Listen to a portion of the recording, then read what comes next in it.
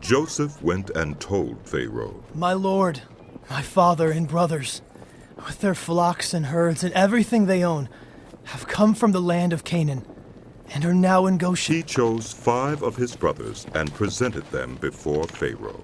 Pharaoh asked the brothers, What is your occupation? Your servants are shepherds, They replied to Pharaoh. just as our fathers were. They also said to him, We have come to live here for a while, because the famine is severe in Canaan, and your servants' flocks have no pasture. So now, please let your servants settle in Goshen. Pharaoh said to Joseph, Your father and your brothers have come to you, and the land of Egypt is before you. Settle your father and your brothers in the best part of the land. Let them live in Goshen. And if you know of any among them with special ability, put them in charge of my own livestock. Then Joseph brought his father Jacob in and presented him before Pharaoh.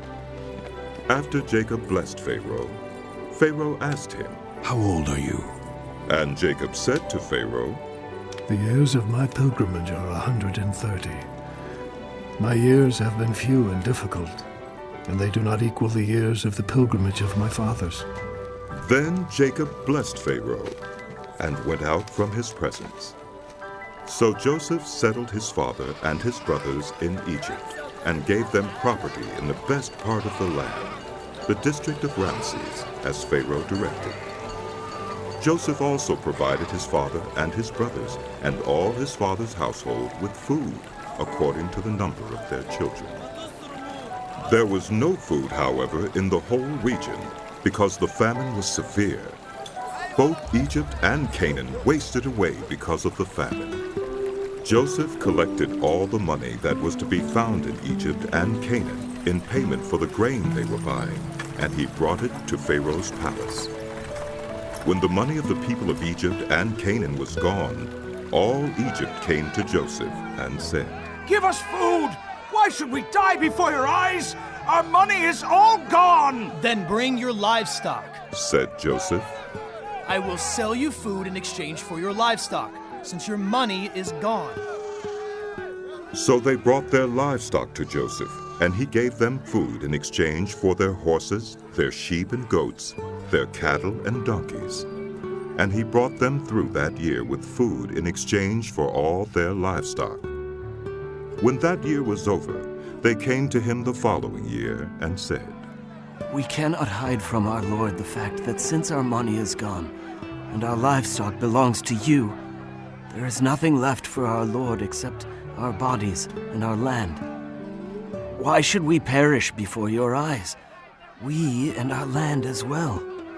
Buy us and our land in exchange for food, and we with our land will be in bondage to Pharaoh. Give us seed so that we may live and not die, and that the land may not become desolate. So Joseph bought all the land in Egypt for Pharaoh.